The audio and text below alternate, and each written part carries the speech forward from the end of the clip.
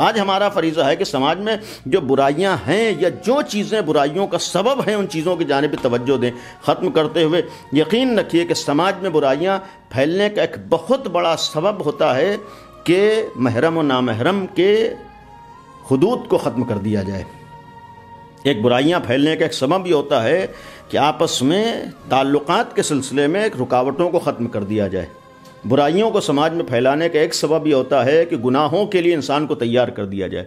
برائیاں پھیلنے کا ایک سبب یہ ہوتا ہے کہ نوجوان کو شیطان کے راستے پر چلنے کے لیے ہر طرح کی رکاوٹوں سے محفوظ کر دیا جائے، اسے ہر طریقے کے ماحول کو تیار کر دیا جائے.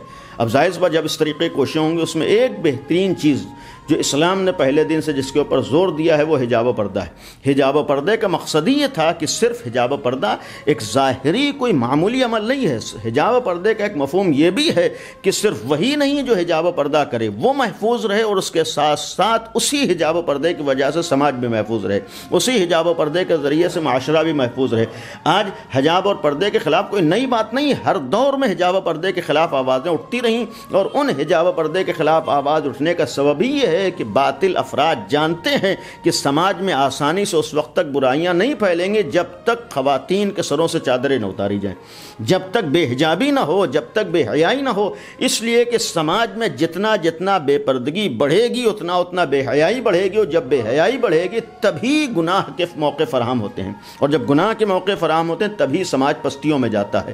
سماج اسی وقت بلند ہو سکتا ہے کہ جب اس کے اندر سے برائیاں ختم ہو جائیں. اور ظاہر سی بات جب حجاب و پردہ انسان کی اور سماج کی حفاظت کا ذریعہ ہے تو ہمیں حجاب و پردے کو اپنے لیے پابندی نہ سمجھیں، بلکہ حجاب و پردے کا ایک مفہوم قرآن کی آیت گواہ ہے، اور یہ کسی انسان کا قانون نہیں ہے بلکہ جس نے انسان کو بنایا ہے اس کا قانون ہے. جو انسان کا خالق ہے اسی کا قانون ہے کہ ہم نے عورت کے لیے پردے کو واجب قرار دیا ہے. اور کم از کم اتنا تو قرآن کا ماننے والا جانتا ہے کہ اللہ ظالم نہیں ہو سکتا ہے، اللہ عادل ہے. جب اللہ عادل ہے تو اس نے کوئی بھی حکم کسی کے لیے بیان کیا ہے وہ عدالت کی بنیاد پر بیان کیا ہے. جب اللہ نے عدالت کی بنیاد پر بیان کیا تو کہنے کا حق ہے کہ اللہ کی عدالت کا تقاضا ہے کہ مرد کے لیے جو احکامات ہیں وہ رہیں اور عورت کے لیے پردے کا حکم رہے. آج ختم کرتے ہوئے اس دور میں جب معاملات اور اس طریقے کے مسائل سامنے آتے ہیں، حجاب و پردے کی بات آئی، یقیناً اس طریقے کا عمل جہاں بھی کسی کی پہچان کو چھیننے کی کوشش ہو وہ قابل مذمت ہے. آج بہرحال ہم سیکولر ملک میں ہیں، اور ایسے ملک میں جہاں ہر قومیں ہمیشہ سے آباد رہی ہیں وہاں پر ہر انسان کو اپنی مذہبی پہچان پر عمل کرنے اور اس کو ظاہر کرنے کا حق بھی ہوتا ہے. اور جب ظاہر سی بات ہے کہ کسی اعتبار سے اہم عہدوں پر اہم کرسیوں پر انسان اپنی مذہبی پہچان کے ساتھ آ سکتا ہے تو پھر ہر جگہ انسان اپنی مذہبی پہچان کے ساتھ جا بھی سکتا ہے. ظاہر سی بات ہے کہ ہر جگہ انسان چاہے تعلیمی شعبے ہوں، تعلیمی ادارے ہوں، اسکول کالج ہوں، کہیں بھی انسان اپنی مذہبی پہچان کے ساتھ جا سکتا ہے. ظاہر سی بات ایسا نہیں اپنا دین اپنے گھر میں رکھ کے جائے گا.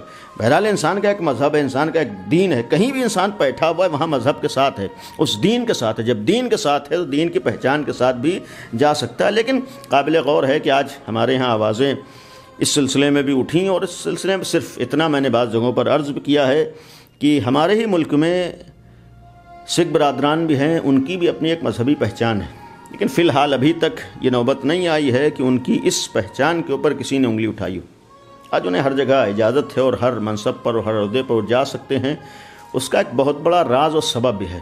آج ان کے یہاں مخالفت نہ ہونے کا یا ان کی مخالفت نہ کرنے کا ایک سبب یہ ہے کہ انہوں نے خود اپنی چیز پر اتنی سختی کے ساتھ عمل کیا ہے کہ کسی غیر کو انگلی اٹھانے کا موقع نہیں ملتا ہے.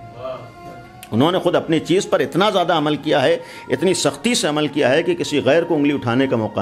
کم از کم اتنا تو ثابت ہے کہ جب انسان اپنی چیز پر خود عمل کرتا ہے تب دوسروں کو موقع نہیں ملتا ہے. جب انسان خود اہمیت نہیں دیتا ہے تب مخالف اور دشمن کو موقع ملتا ہے اعتراض کرنے کا بھی اور مخالفت کرنے کا بھی.